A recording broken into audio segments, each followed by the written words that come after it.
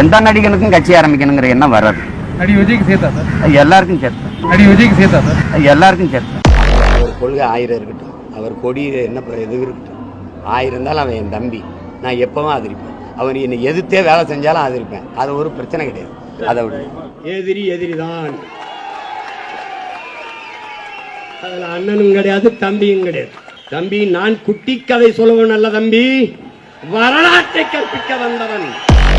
நீங்க நினைக்கிற மாதிரி இல்ல, நீங்க நினைக்கிற விஜய் எல்லாம் கிடையாது. சினிமாவில் வசனம் பேசுற நடிக்கிற விஜய் இல்ல. வரும்போது பாருங்க, சினிமாவில் பஞ்சு டாலாக்குல தம்பி, இது நெஞ்சு டாலாக்கு, இது நெஞ்சு நெஞ்சு நெஞ்சு டாலாக்கு.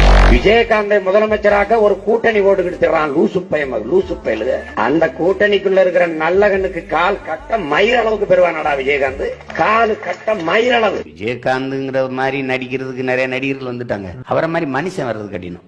விஜயகாந்தால வாழ்ந்தவர்கள் அப்படின்னு எத்தனை ஆயிரம் பேரும் சொல்லலாம், பல்லாயிரக்கணக்கான பேர் வாழ்ந்திருப்பார்கள். ஆனா விஜயகாந்தால கெட்டவன் ஒருத்தன் கூட இருக்க முடியாது. அவர் திடீர்னு அந்நியனா மாறுவாருங்க, திடீர்னு அம்பியா மாறுவாருங்க. இதுக்கெல்லாம் நம்ம பதில் சொல்ல வேண்டியது இல்ல. தன் மேல வீசப்பட்ட செருப்பை எடுத்து சேமிச்சு சேமிச்சு தான் பேச வர்ற மேடைக்கு முன்பு போட்டு வித்து சேமித்த காசுல பள்ளிக்கூடம் கட்டி படிக்க வச்சோண்டா எங்க ஐயாங்க. எங்க தள்ளாத வயதில் முதுமையின் காரணமாக அவன் முதுகு குனிஞ்ச போது கூட எங்களை எல்லாம் நிமிர வைத்த தலைவன்டா எங்க ஐயா. மண்ணுக்குள் விழ வேண்டிய வயதில் இந்த மண்ணுக்காக விழுந்த தலைவன்டா தந்தை பெரியார். பெரியார் யாரு? பேர் வைக்கிறது காசு வாங்குவார். ஒருத்தர் பேசிட்டு இருக்கும்போது மேடையில இருந்து செருப்பை வீசிடுறான், மேடையில செருப்பை வீசிடுறான். அந்த செருப்பை எடுத்துட்டு இன்னொரு செருப்பை வச்சுட்டு ஒத்த செருப்பை வச்சு என்னப்பா பண்ண அதே எரிப்பான்றது. அந்த செருப்பை எடுத்துக்கிறாரு. அடுத்த நாள் ஒரு கூட்டத்துக்கு போகும்போது வாசல் அந்த மேடைக்கு கீழே அந்த பெரிய மனுஷன் உட்கார்ந்துக்கிட்டு தன் மேல வீசின செருப்பை எல்லாம் வரிசையா வச்சு சோடி அறையடாப்பா வித்து அந்த காசை சேர்த்து இவ்வளவும் சேர்த்தாரு. இந்த பள்ளி கல்லூரி அது இப்ப யார்கிட்ட இருக்குங்கிறது உங்களுக்கு தெரியும். என்ன எல்லாரும் கேக்குறாங்க, சீமான் நீங்க தீக்காவா அப்படின்னு. ஆமா, நான் இனத்தால் திராவிடன். எதை குறிக்குது திராவிடன்? நான் எப்படி திராவிடன்? நானே எங்க திராவிட நல் திருநாடு இருக்குது? ரத்தத்தால் கம்யூனிஸ்ட், அதனால நான் தீக்கான்னு சொன்னேன். கம்யூனிஸ்ட் எந்த கோரிக்கை வெளியிடுறது? கம்யூனிஸ்ட் எங்க இருக்கு? அதை போயிட்டு இந்த இவரை வேணா கம்யூனிஸ்ட் சொல்லலாம், சிவப்பு சட்டை போட்டுருக்கு. என்னை வேணா சொல்லலாம், சிவப்பு சட்டை போட்டுருக்கு. ஒண்ணு சாலையில அந்த ஓரத்துல நில்லு, இல்ல இந்த ஓரத்துல நில்லு. நீ நடுவான நின்னா லாரி அடிச்சு செத்து போயிருவா பாத்துக்க. பேரறிஞர் அண்ணா என்ற பெருமகன் கண்ட பெருங்கனவு மத்தியிலே கூட்டாட்சி, மாநிலத்திலே தன்னாட்சி. அண்ணாவின் வழிவந்த அவர் தம்பிகள் தடமாறி போனாலும் அவன் பேர பிள்ளைகள் நாம் இதை சாதித்து காட்டுவோம். இந்த பெருமன்றத்தில் எல்லாரும் என் மீது ஒரு பெரிய குறையை வைக்கிறாங்க. காங்கிரஸை கடுமையா விமர்சிக்கிறா, எல்லாரையும் விமர்சிச்சு பேசுறா. ஆனா தலைவர் கலைஞரை மட்டும் எதிர்த்து பேச மாட்டேன். பேச மாட்டேன். திமுக என்னுடைய குடும்பம், நான் பேச மாட்டேன். அவர் கற்றுத்தந்த தமிழ், அவர் ஊட்டிய உணர்வு உங்கள் முன்னால் என்னை நிறுத்தி இருக்கிறது. ஒருபோதும் அவருக்கு எதிராக நான் பேச மாட்டேன். நாங்க எப்பேற்பட்ட ஆளுநருடைய பிள்ளைகள் தான் இந்த பிச்சைக்கார பிள்ளை, இந்த அண்ணா துறை, கருணாநிதி, எம்ஜிஆர், ஜெயலலிதா பார்த்து வந்தவர்கள் அப்படி வந்தாங்க. இலங்கையில் என்ன நடைபெற்றுக் கொண்டிருக்கிறது என்றால், இலங்கை தமிழர்களை பாதுகாப்பான இடத்திற்கு செல்ல விடாமல் விடுதலை புலிகள் அவர்களை பிடித்து வைத்துக் கொண்டு வலுக்கட்டாயமாக ராணுவத்திற்கு முன்னால் அவர்களை ஒரு கேடயமாக பயன்படுத்திக் கொண்டிருக்கிறார்கள். இங்கே இலை மலர்ந்தால் அங்கே இன்று வரை ஈழ படுகொலையை பற்றி அந்த மக்களுக்கு தமிழீழ மலர்வதற்கு ஒரு பொது வாக்கெடுப்பு நடத்துவதற்கு நான் தீர்மானம் போட்டிருக்கிறேன், அதை வலியுறுத்துவேன் என்று சொல்லுகிற ஒரே தலைவர் அம்மையார் ஜெயலலிதா அவர்கள் மட்டும்தான் என்பதை நீங்கள் கவனிக்க. திராவிட சுடுகாட்டுல 3 பேர் படுத்திருக்காங்க, ஒரு பொம்பளையும் படுத்திருக்கு. அந்த இடத்துல ஒரு ஆள் படுத்திருக்கு, அம்மையார் ஜெயலலிதா. சச்சிதானந்தமோ ஐயா அண்ணன் காசியானந்தன் போன்றவர்களும் போய் ஐயா ராஜீவ் பார்க்கும்போது கடந்த காலத்துல நான் தவறு பண்ணிட்டேன், அதாவது ஐபிகே அனுப்பி உறுதியா நான் வென்று வந்துருவேன், மறுபடியும் பிரதமரா நான் பிரபாகரனுக்கு நான் நிச்சயம் உதவுவேன், தொடர்ச்சியா சண்டையிட்டு கொண்டு இருக்க சொல்லுங்க, நான் நிச்சயம் உதவுவேன்னு சொல்றாரு. அதுக்கப்புறம் 2 மாசத்துல கொல்லப்படுறாரு. அப்படின்னா ஒரு விடுதலையை நேசிச்சு நிக்கிற ஒரு தலைவன், ஒரு மிகப்பெரிய இந்திய பெருநாட்டை நேசிச்சு நிக்கிற தலைவன், ஒரு வல்லாதிக்கத்தின் தலைவரை, அதுவும் தனக்கு உதவுறேன்னு சொல்ல தலைவரை கொள்ளுவார். அதேதான்டா ராஜீவ்காந்தியை கொன்னோம், சரிதான்டா. குஜராத் மாநிலத்தை ஆளுகிற நரேந்திர மோடி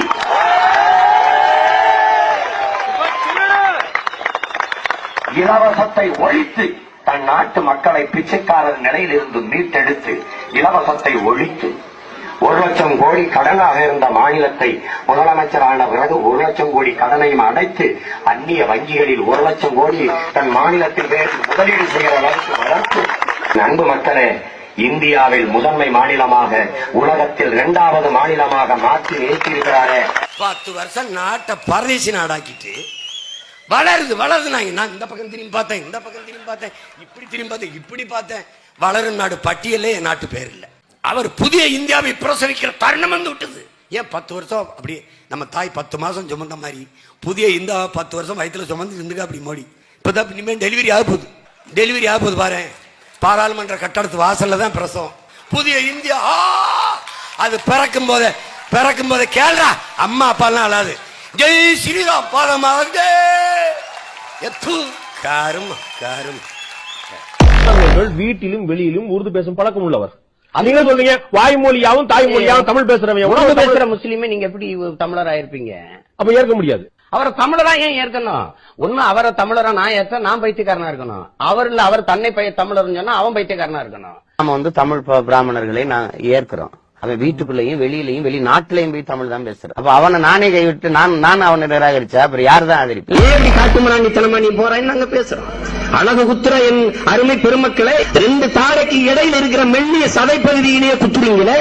நீ உண்மையிலேயே மிகச்சிறந்த பக்திமானாக இருந்தால் அதே பக்தியினால நீ ஒரு அங்க மேல ஏத்து குத்து நான் பாத்துக்கிறேன். விழா குத்தி ஆடுவான், வேலை இங்க குத்துவான். எதற்காக? பழக்கிறான், தமிழனை பறக்கிறான், விழா காலங்களில் பழக்கிறான். டேய், வேலை குத்துனா இவ்வளவுதான்டா வலிக்கும், வாழை குத்துனா இவ்வளவுதான்டா வலிக்கும், போர் என்றவன அவ்வளவுதான் வலிக்கும், கடியா கம்ப எடுத்துட்டு கிளம்பிடுறான். ஆயுதத்தை வச்சிருக்காங்க, அவ்வளவு பேரையும் பிடிச்சி அரசு பண்ணி உள்ள ஒண்ணும் சாமி எல்லாம் அரசு பண்ணி பொண்ணும் இல்ல. நீங்க யாரா வச்சிருக்கிறீங்க வேலாயுதம் சூலாயுதம்? அகில உலகத்தையும் காத்து இருக்கிற லோக மாதாங்கிறாங்களே, கையில ஒரு வேலை கொடுத்து இது பெரிய சக்தி வேல், இது ரொம்ப பலம் வாய்ந்தது, இதை வச்சு அவனை அழித்து வாடான்னு சொன்னது யாரு முதல்ல? என் முப்பாக்கன் முருகனின் வேல், ராவண பெரும்பாக்கனின் வைக்கிற இடையர் குல பெண்கள் எல்லாம் ஒரு குளத்துல குளிச்சுக்கிட்டு இருந்தாங்க. இந்த பொறிக்கு நாய் ஓடி போய் அந்த பிள்ளையை கழட்டி வச்சிருந்த துணிமணிகளாம் எடுத்துக்கிட்டு மரத்துல உட்காந்துங்க. இந்த பிள்ளைய உடைய கலாண்டு போயிட்டான கிருஷ்ணானா கிருஷ்ணா குடுத்துருன்ட்டு மார்பகங்களை இப்படி மறைச்சுக்கிட்டு இப்படி பக்கவாட்டிலேயே நடந்து போகுது அந்த பிள்ளைய. அவன் சொல்றான் பாருங்க, எவ்வளவு கண்ணியமிக்க கடவுள், 2 கையும் நீங்க ஏந்தி கேட்டாத்தான் தருவேங்க. உண்மையிலேயே நல்ல மான ரோசம் உள்ள தாய்மார்களா இருந்தா நாளையில இருந்து நீங்க கிருஷ்ணனுக்கோ கண்ணனுக்கோ கோயிலுக்கு பூ கொடுக்கலாம். உண்மையிலேயே அவனெல்லாம் ஈவ்டீசிங்ல உள்ளதுக்கு போட்டு செருப்பு கட்டி அடிக்கணும். நாய இவ்வளவு சேட்டை செஞ்சிருக்கான் அந்த பொறிக்கு நாய், இவனை கடவுள்னு கும்பிடுன்ற. நான் கிருஷ்ண பரமாத்மாவுடைய பேரன். அவன் வந்து சொல்லல, ஆபத்து வர இடத்துல எல்லாம் நான் வந்து அவதாரம் எடுப்பேன். அது மாதிரி இது ஒரு அவதாரம். அநீதி அக்கிரம இடத்துல வந்து நான் மாயோனுடைய வாரிசு. நான் வந்து எங்கு உன் தாய்மொழி நிராகரிக்கப்படுகிறதோ அங்கு உன் குரல் வழி நெரிக்கப்படுகிறது.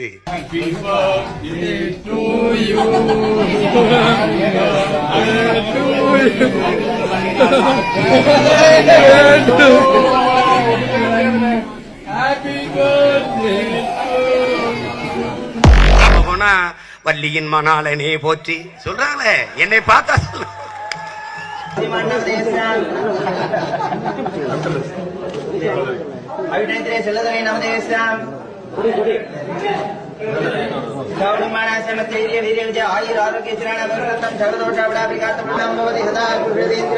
நான் கடிதம் கொடுத்தால் பிரான்ஸ் குடியுரிமை கொடுக்குதுங்க. நான் கடிதம் கொடுத்தா டென்மார்க், பிரான்ஸ், சுவிஸ் குடியுரிமை கொடுக்குது. இல்லங்க, எங்க கிட்ட இருந்து சிறையில கைது பண்ணி வைக்கிறாங்க. அப்புறம் வந்து விசா வேணும், குடியுரிமை வேணும்னா கையெழுத்து போட்டு இந்த மாதிரி என்னோட பணியாற்றினா நாங்க ஒரு அரசியல் இயக்கம்னா ஓகே கொடுத்துட்டு என்ன மலேசியா கூட்டு போயிட்டாங்க. அந்த பட்டர் கேவ்ஸ் முருகன் கிட்ட வேண்டிக்கிட்டேன், இவரை கூப்பிட்டு வந்து கோயிலுக்கு கூப்பிட்டு வரேன்னு. எப்ப கூட்டு போக போறீங்க? எப்ப வேணாலும் வரேன், நீ இந்த கடவுள் சீட்டை மட்டும் வாங்கி கொடுத்துரு. பாஸ்போர்ட் அவன் தர போறதும் இல்ல, நீ என்னை கூட்டி போறதும் இல்ல. அந்த மாதிரி இந்த மாதிரி மொல்ல மாதிரி சொன்னானா, இந்த மாதிரி அந்த மாதிரி கேப் மாதிரி சொன்னானா.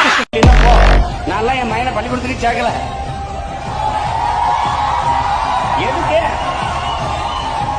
எதுக்கு என்னப்போ நான் என் மகனை பள்ளிக்கூடத்துக்கு சேர்க்கல.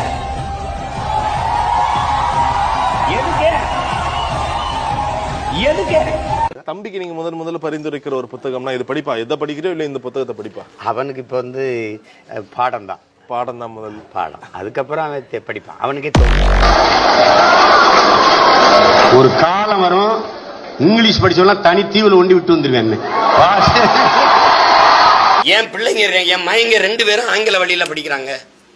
ஸ்டாலின் வேற, ஸ்டாலின் தான் வராரு, விடியல் வேற போறாரு, அதுதான் மக்களோட முடிவு. அது உண்மைதான், அதோட முடியுது. முதலமைச்சருடைய செயல்பாடு ஒரு மாதத்தில் எப்படி இருக்குன்னு நினைக்கிறீங்க? இப்போ கடந்த பல்வேறு அறிவிப்புகள் அது சரியா இருக்கு, சரியா இருக்கு. எல்லா துறையிலையும் வேகமாக இயங்குறாங்க. குறிப்பா மருத்துவத்துறையில அந்த மாசு நல்லா இயங்குறாங்க.